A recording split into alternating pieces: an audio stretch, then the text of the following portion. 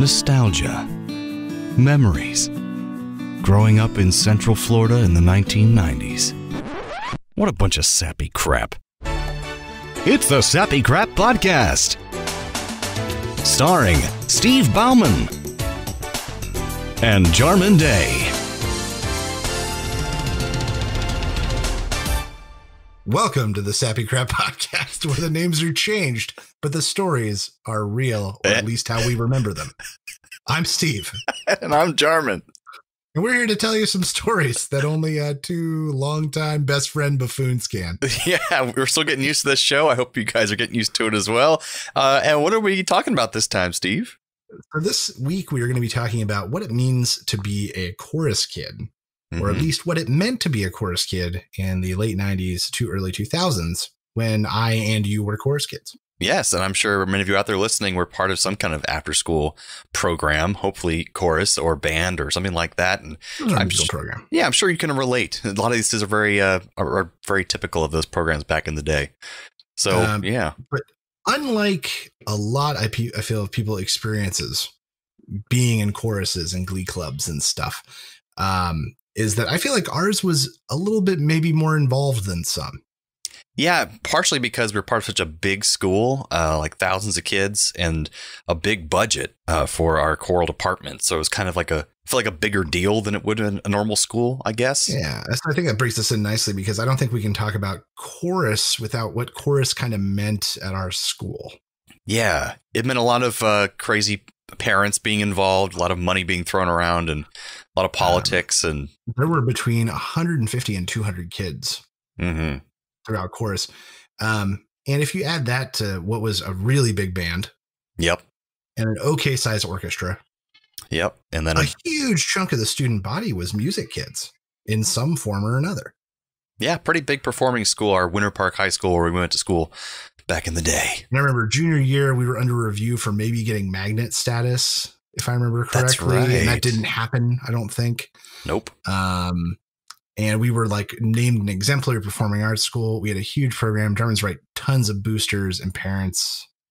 And kind of money. A wealthy neighborhood. Like Steve and I weren't amongst like the wealthy kids, but there was a lot of wealthy parents that were involved. We certainly went to school with some very wealthy kids. Yeah. And there were a lot of very wealthy kids in chorus as well, for that matter. Absolutely.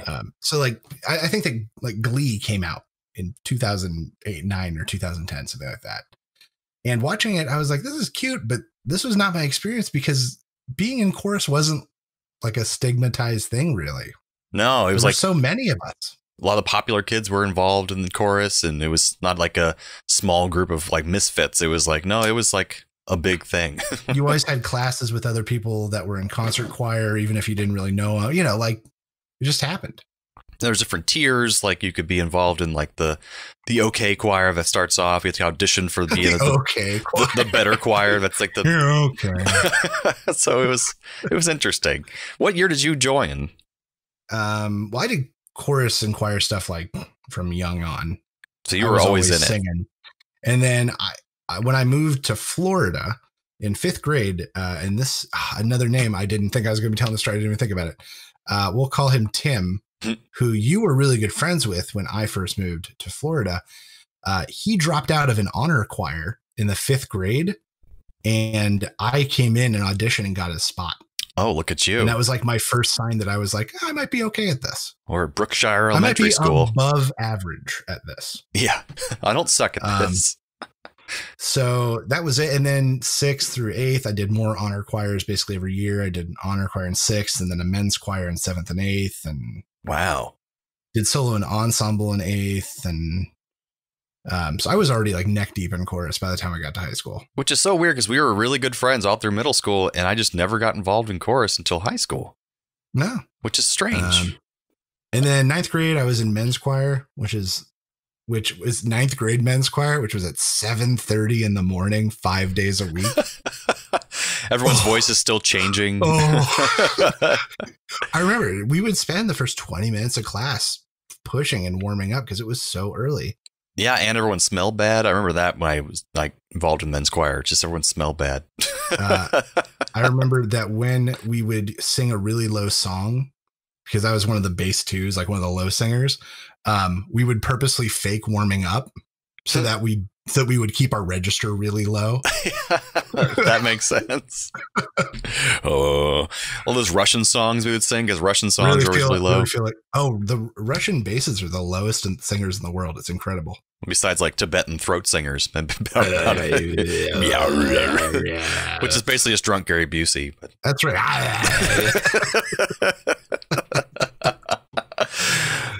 Yeah. So I was only involved in middle school and elementary school. My parents were pushing me to do violin, then piano. I remember your violin phase. Yeah. And the piano. You and I had the same piano teacher for a while. For a little while there. And then I joined in band in 9th grade. I did trumpet. And I was just not really great at any of these things. I was okay at piano, real bad at trumpet and violin. But then choir, I saw Steve was doing it, and finally, I guess, got involved around, I think, 10th grade. Can I tell you what I remember about your transition? Sure. Okay. So you were hardcore in band. Mm-hmm. Marching band, everything. Marching band, everything. And sophomore year, you got into some like semi-advanced band. Yep. Semi-advanced band. And there was this guy who was in super advanced band that you were never going to be better than. Mm-hmm. I remember he was incredible. like how is he 17 and playing like that? Like that kind of. I think I know the guy. Yeah. And so I remember you had made some sort of deal, some like under the table handshake deal with the band teacher that you were going to be first chair in just the OK ensemble. Rather than go be a low chair in the super advanced ensemble. And that was the deal. And then some senior or something ended up not being able to work their schedule, and they came and took the first chair from you. Oh my God, that sounds really familiar. And I remember you were like, fuck this, I'm done. and so you came and you auditioned for the show, the Harvey. Oh, the drama show. Yeah. Yeah. And then by, I think, the end of 10th grade, you were at least in men's choir or something. And then starting junior year, you were in concert choir. I think I then quit band around junior or senior year or something like that. You did not go back. I remember. Yeah. And the teacher in that was he was a drill sergeant, just terrible to people as well. So we'll get into that at some other point. But there's a lot of these music teachers are just nuts. So we'll get into that later. But yeah, chorus is an interesting time. Steve and I were both considered baritone basses, if not like the lowest bass people there. There are people even lower than us, but just a lot of people had the higher pitched voices. There were a handful. A guy named Timmy comes to mind. Yes, Timmy. I know who you're talking about. And then there was a guy who quit chorus, I don't think was in senior year, named Mark. And he could hit some crazy low stuff, but he did not care about chorus at all. And it really creates like he just did not care. If you're in a chorus of like 150 people, your section becomes like your friends, your troop, you stand with all the time. Your platoon, if you will. You're together, and they call on you to sing. You're singing with that group, and it becomes like a camaraderie kind of thing. It's neat. We hated the tenors. The tenors hated the basses. That's just how it works. Well, I mean, I'd be mad if my balls hadn't dropped either. I'd be upset. I get it. Now, of course, I'm jealous of all the training I got as a bass because all the songs and stuff. They're all tenors. All tenors, high tenors for that matter. Every part I've tried to audition for in musicals, I'm always to play the dad or the villain because they're the ones with low parts. Yeah. And the ingenue guy, whatever, gets all the girls is always a tenor for some reason. Not in the old days. In the 50s, you had the Robert Goulets and stuff. They had the low voices. They were the real men, not anymore. But yeah, and then eventually Jarman and I just spent. And I think you joining both chorus and theater led to you and I spending just an incredible amount of time together junior and senior year. Oh, yeah. If we hadn't been already. Just incredible. Well, before it was like, oh, well, you've got your football stuff. You've got marching band stuff. And I had my theater stuff. And we'd kind of grown apart because like just schedules sucked. Yeah. And then we want to be around each other more and around the same girls. So we decided to join everything together. Well, that was my thing. I was like, look how much more fun theater is than the thing you're doing now. Yeah. I never get sweaty and want to throw up from theater. But from marching band, yes, I did get sweaty and want to throw up. Why would you do that? That's terrible. Just terrible. Oh, it was a lot of those uniforms are not fun either. But no. Yeah. They weren't fun for chorus either. We had multiple outfits in my time there. A lot of cummerbunds for some reason. We had the tux that was like the standard tux for like concert choir and men's choir. And then Park Singers, in the time I was in it, we had a like shiny vest with Velcro, like a shiny black vest. And then senior year, I think we went to full tux tails. Oh, yeah. That sounds familiar. Because I wore them to prom. I wore my chorus tux with tail to prom. Why not?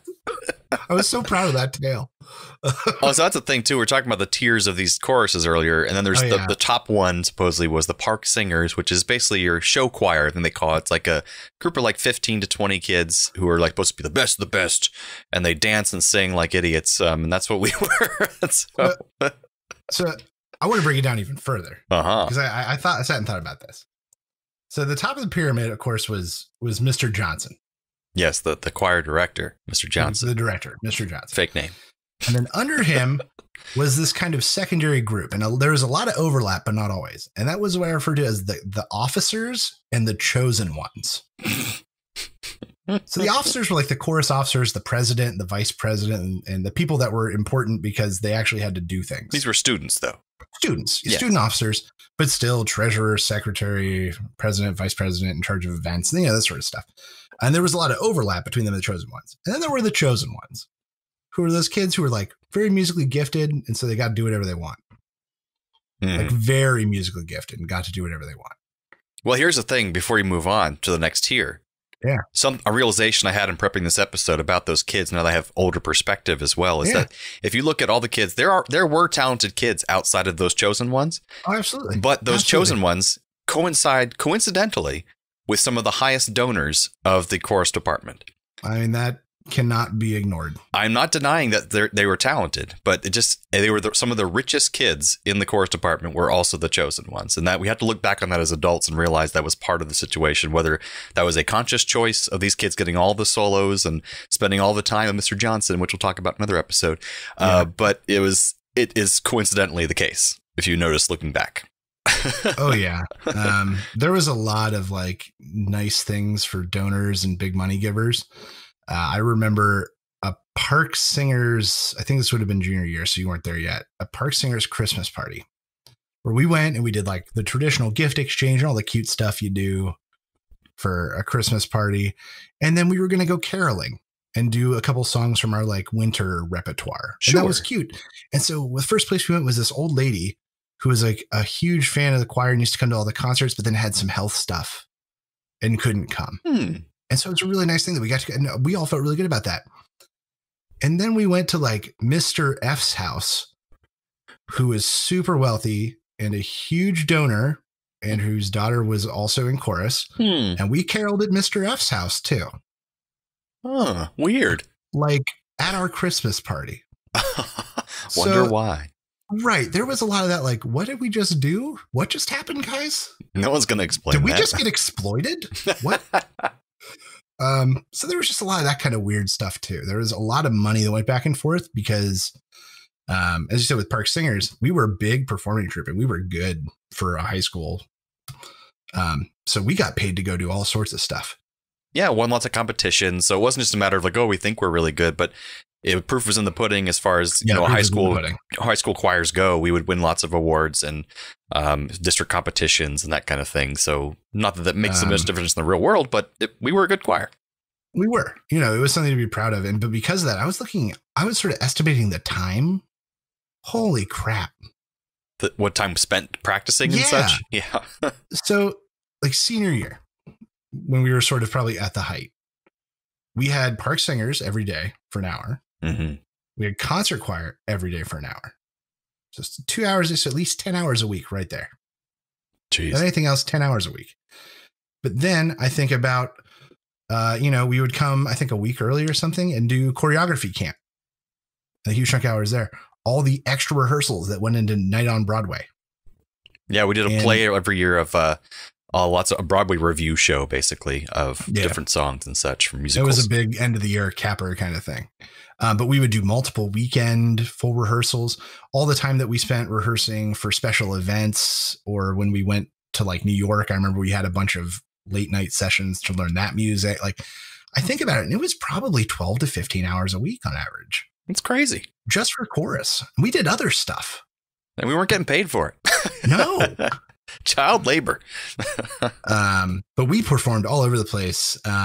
Country clubs, private church events, the huge ritzy Gaylord Palms out in like that far Orlando area that had like the pirate ship inside of it. That place was nuts. I think also get to do if Epcot Center's here in Orlando, so we would do the candlelight service. You could do that and get free tickets to Epcot if you went to that performance. We did that, I think, junior and senior year. That was a hell of a deal. Yeah, that was worth it. Oh yeah. So we got to do really crazy cool things because of the choir we were part of. There's no doubt about that. True. We got to sing before a Magic basketball game. And our parents putting up with all this and also helping pay for the costume fees and the trips and that kind of thing. So thank you, parents. Cleaning. Yeah. Thanks for doing all that for us, parents. We appreciate it. And you got to go on at least one of the New York trips. Yes, we went to Carnegie Hall for one of our trips, and my sister had gone the year before you and I were there, I think. You didn't perform at Carnegie Hall. What? You didn't perform at Carnegie Hall. Maybe I'm just thinking of when she went. Yeah, you were there. I remember you were up in the balcony, I think. Okay, maybe I thought I could have sworn we did the Carnegie Hall thing too. The next year we went and we performed at St. Paul's Cathedral. That must be what I'm thinking of because my sister went on the trip and when our choir went to. And you were also there, which is probably also confusing. Yes, that is confusing. But it's crazy that our choir was able to perform at Carnegie Hall, but it was for like a choral review thing, but it's pretty crazy. Yeah, but it was like an invitational. We were there with other very good choirs. So yeah, we always had our place. Indeed. So let's talk a little bit more about this hierarchy because there were the chosen ones who get away with anything. Then you're right. There were the park singers. There was a lot of overlap between those. Mm-hmm. And the next down was probably like Belle Chanson, which is the all ladies choir, basically. And I want to take a moment to talk about Belle Chanson. Belle Chanson.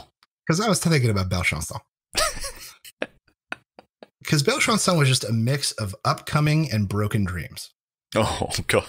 And I hate it. But like, I look at the girls that were in there, like super dedicated, hardworking, took the voice lessons, put in the time. Oh, yeah. To be put in Belle Chanson for like 3 years. Yep. And never make it up to park. Because it was Belle Chanson were like the 10th grade or 11th grade girls who were the up and coming stars. It was their step before going to park singers. So that was a big deal. But then there were those like that junior senior group who like kind of knew they weren't going, or senior year was their last chance to make it and they didn't.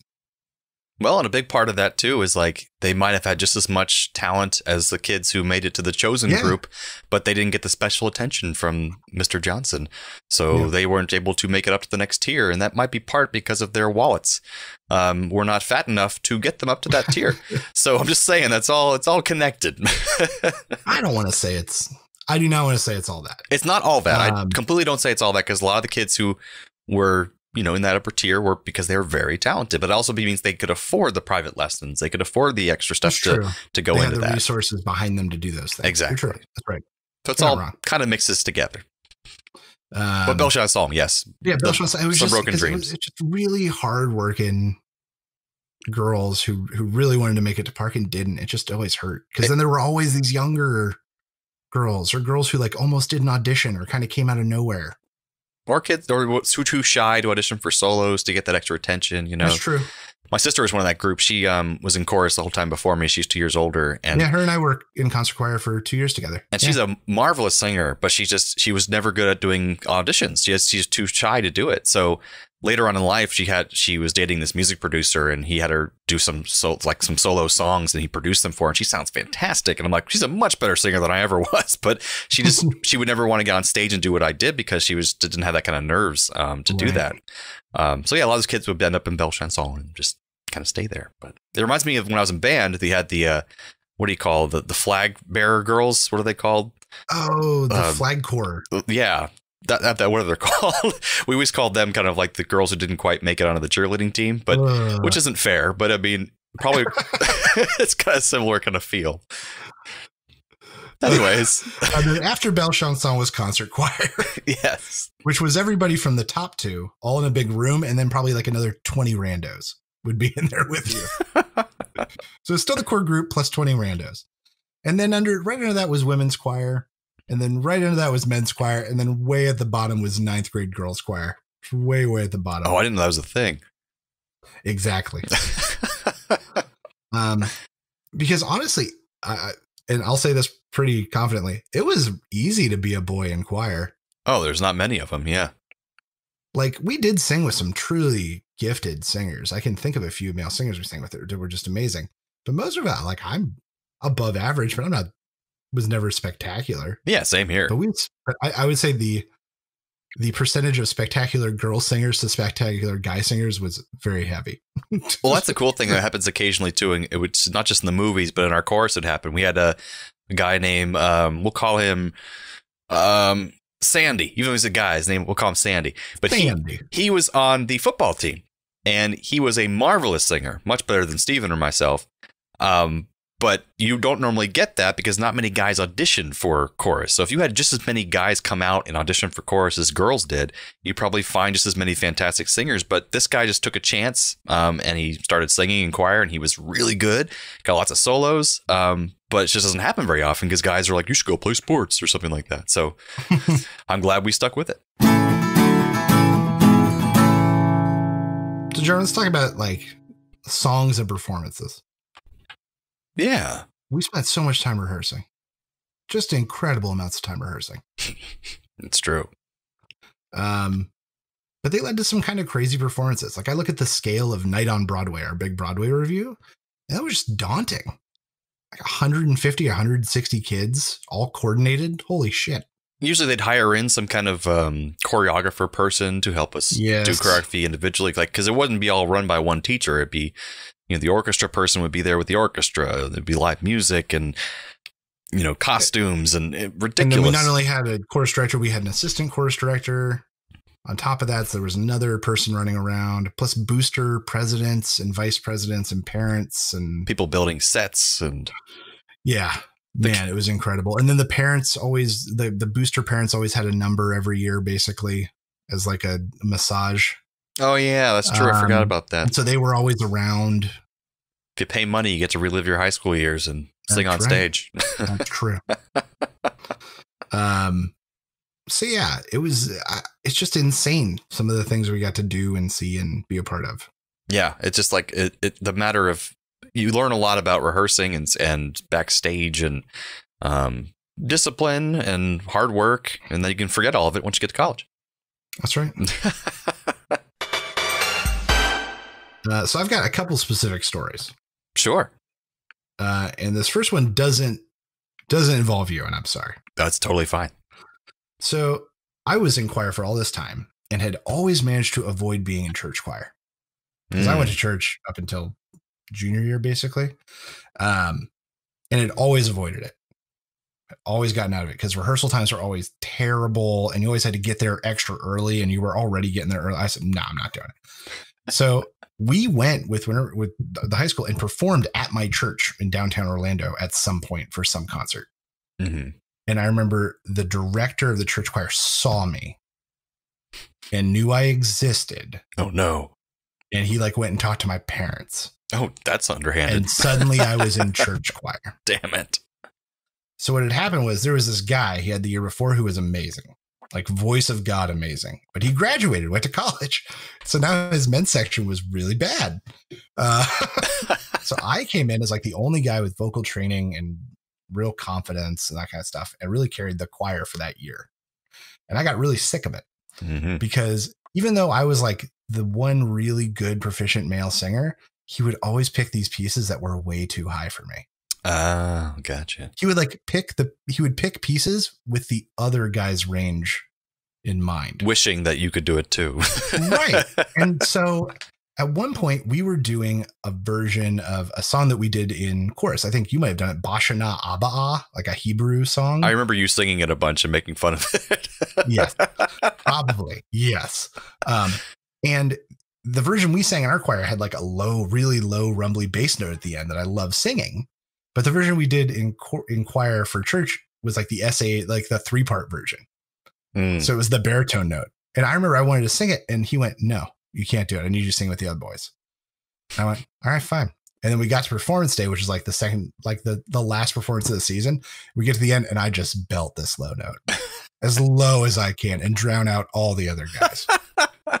I was so done. Act of defiance. And then next year, are you coming back? I was like, nope, I'm already straining my voice enough with, 10 or 15 hours singing a week. I can't do it.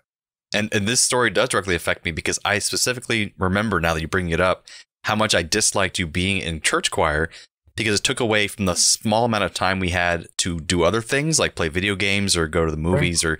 And so I was like, this is our time away from choir. And now you're going to some other choir that I'm not part of. I don't want to go to church. Like, so I remember I did try to drag, you did come to youth group a handful of times. That vaguely sounds familiar. It was more of a social experiment than anything. Oh my God. That's me another Sappy Crap episode. Just church.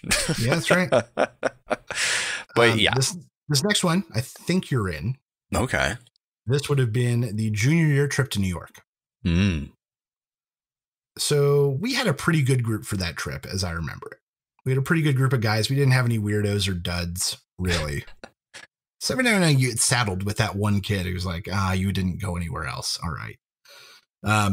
And we were down in the subway, and our buddy Patrick, I will use his real name because he's been on the show and people know who he is, was young and dumb, I think 9th grade at the time. And a homeless guy came up, a New York homeless guy came up talking about like his dead son and asking for money. And Patrick, in his infinite, like 13 or 14-year-old wisdom, said something really snarky, like move it along or not today, buddy. I remember this. And that's not the thing you say to a New York homeless person. Maybe in Florida, but not in New York. He got up in Patrick's face. He got loud. He pulled out like a brochure thing from a funeral.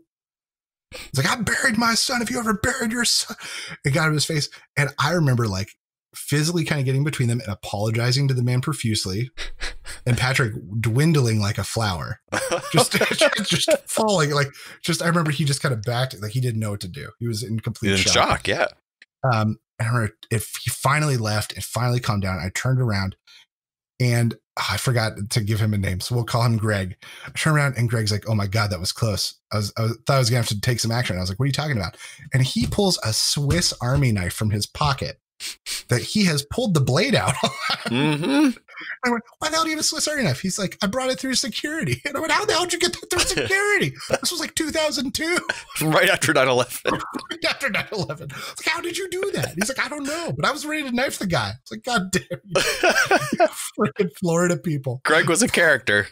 Yeah. I remember that because that was the trip we went on where we had to stand solemnly in front of the wreckage of 9/11 and take a picture.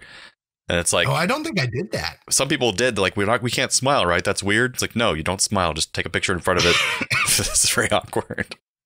Man. So that's a good story. Any specific stories? Yeah, something. It's kind of specific, but also general at the same time. Yeah. There's something you get from being a part of either a large marching band or a giant choir that I got. Both times I had this experience, and I'm an atheist, so I don't believe in a higher power necessarily. It could exist, but I don't have any evidence for that. But I know what people are feeling, I think, when they go to a church and have this overwhelming feeling of a presence outside of themselves, because I had it first when I was in marching band, part of this giant 200-person marching band going into a game, blasting out The Planets, I think is the song. And it was amazing. And you just get this overwhelming hairs in the back of your neck stand up. And the same thing can happen when you're doing part of a giant choir that's singing really well and very powerfully. And when that happened, the biggest time I think that I can remember was when we were singing at a competition, I think for districts or something like that. It's called Vaughan Williams' Serenade to Music. Oh, yeah. And that was a crazy piece. It was all over the place, but it was really powerful. And we had our star singer, which we'll call John Balkins. He was most incredible still singer I've heard in person before as a man, tenor. And he was just incredible. And he knew it, too. He had a lot of ego. He could do whatever the hell he wanted. He could sing on the bass notes too. Man. But he has this one part where he sings this. If you go listen to that song, if you can, Vaughan Williams' Serenade to Music, you'll hear this part where a tenor breaks out and has like a two-line solo, and it goes really, really, really high, and then the whole choir just comes in after that and swells upward. And I just I'll never forget that moment. I downloaded the song immediately afterward and listened to it periodically throughout the years, and it just stuck with me. And so that's something that you can only get from being part of a giant group all doing the same thing at one time, which is dangerous. That's how they, get mob mentalities and armies to go against people and pitchforks and stuff. So, but it's pretty amazing. So yeah, that's the biggest thing I think I'll take back from choir. Not the solos, not any kind of ego based thing, but losing ego was kind of the part of it that was crazy. Anyways, there you go. Private moment. Well, speaking of solos, so I just recently went through a bunch of my old discs and stuff from high school and started digitizing and found Night on Broadway from 2004. Oh, yeah. And so because I watched them like really back to back, because I edited and did some color correction stuff, I realized I'm like, I could make the two huge nights of musical numbers, and I could count the number of soloists on like two hands in a 150 person choir. It was like the same 12 people over and over again in different combinations. Oh, yeah. Every now and then a rando would get in. Well, you get the people who get like the one line solo, and then everyone else, the same people get the same solos every time. You'll get to see like that girl from Belle Chanson, the singer from Belle Chanson who got that big number. But the one girl who got out. Well, that's what we'll talk about in another episode about prioritizing. Do I want this show to be amazing and sound the best it can possibly sound for the audience of parents?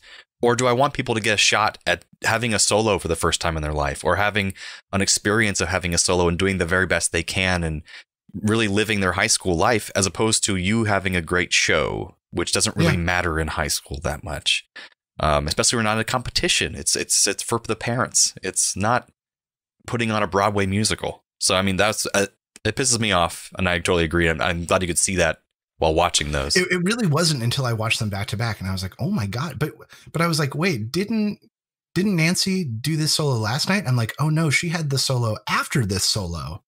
The previous night. Other night.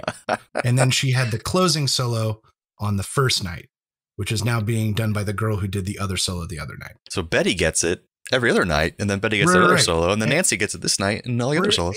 It would, it becomes a little bit transparent almost. And so instead of a bunch of kids getting a little bit of confidence, you get one kid getting a lot of confidence and a huge ego. And that's kind of how it rolled the whole time we were there, unfortunately. Yeah. But I'm sure we'll get more into that. We are going to do a second episode that is all about Mr. Johnson, who was a character and a half, and shaped this entire experience we just talked about. Yeah, it'll be interesting. The whole thing we just talked about was shaped by this very interesting gentleman. Before the next episode of Sappy Crap, guys, everyone out there listen to or watch the movie Whiplash, and then we'll get back to that episode. What's our weekly question for this week, Steve? Weekly question is, where's your favorite place that we got to perform? It's kind of fun. I have a couple. I've written Carnegie Hall, but obviously we didn't perform at Carnegie Hall. I was just there.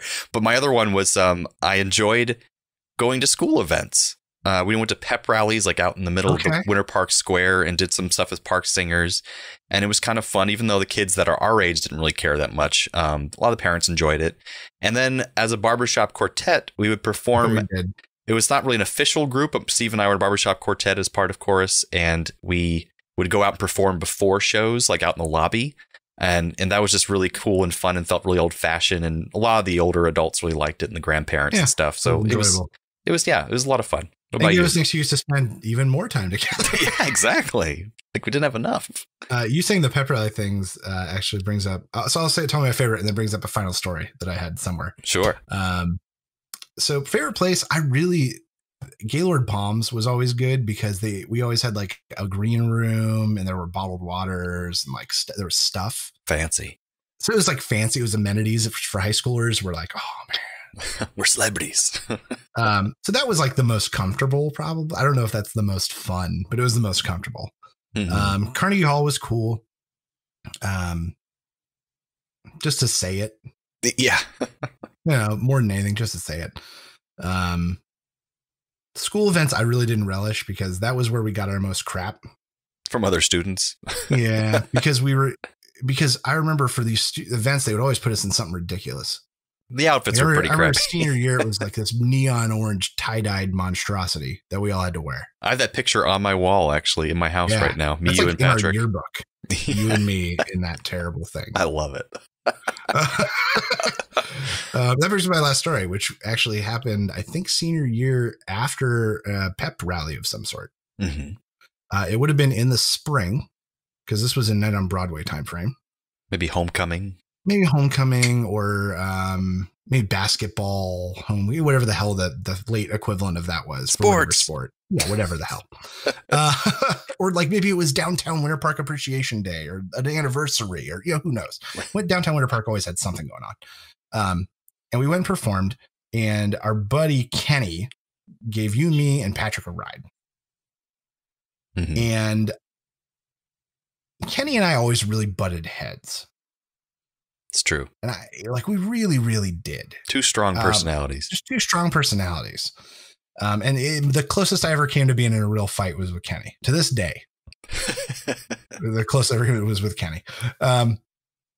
And I remember you and Patrick said thank you, and I didn't immediately say it. And he went from 0 to say thank you or get out of my car. Thank you for the ride, you mean? Yeah. And I remember getting into this principled stance of I would have said thank you, but you're being a real jerk.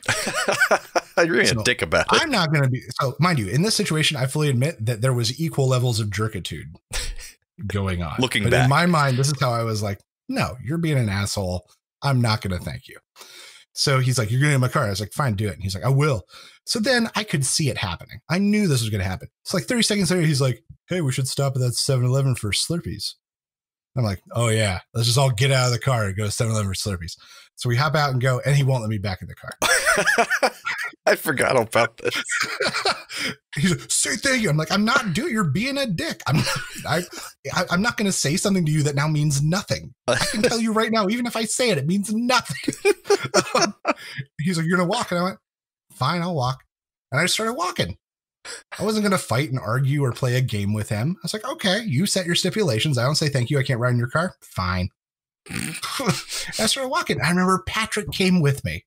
Oh, because he's such a sweetheart. Patrick was like, do you want to walk with you? And I went, nah, go with him. He's like, no, I'll come with you. And we walked probably 2 miles or 1.5 miles at least from downtown Winter Park. And then we had to go back to the school because we had Night on Broadway rehearsal. Oh my God. I remember we had morning rehearsal, and then we had to break in the middle of the day to go do this thing. And then we had to come back and do another 4 hours.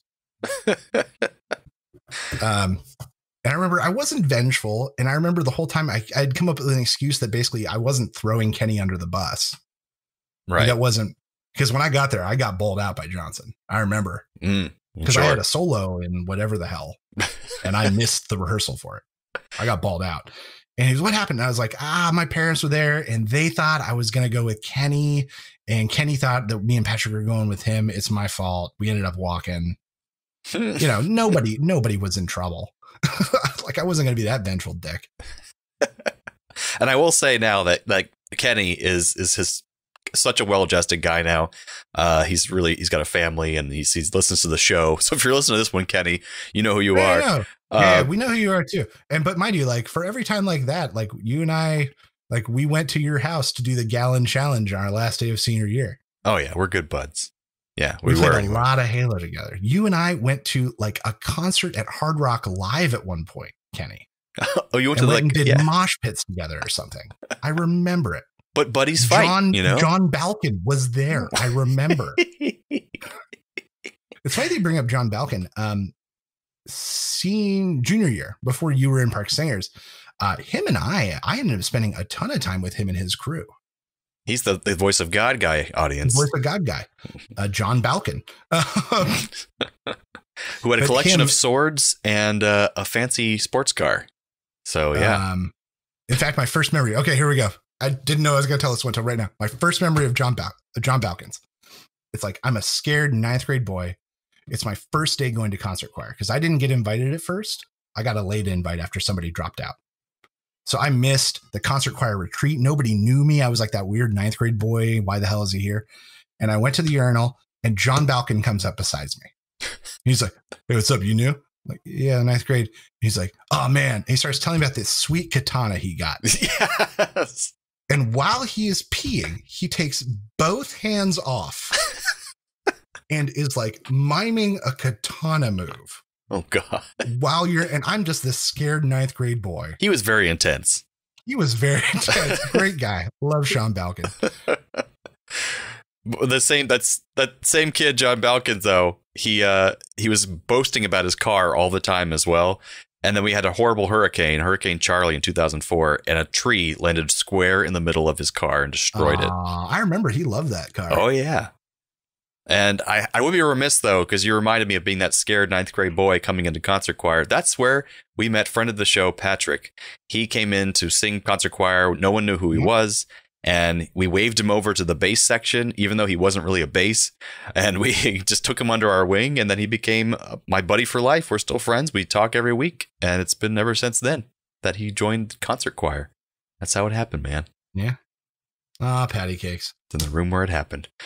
So I guess that wraps up this episode of the Sappy Crap Podcast, doesn't it, Steve? It certainly does. Join us again next time for the second part of this two-parter, where we are going to talk about the man who made all of these things possible, Mr. Johnson. Good, bad, and everything in between.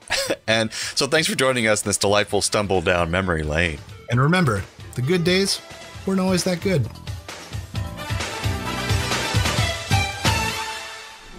This podcast was brought to you by A Play on Nerds.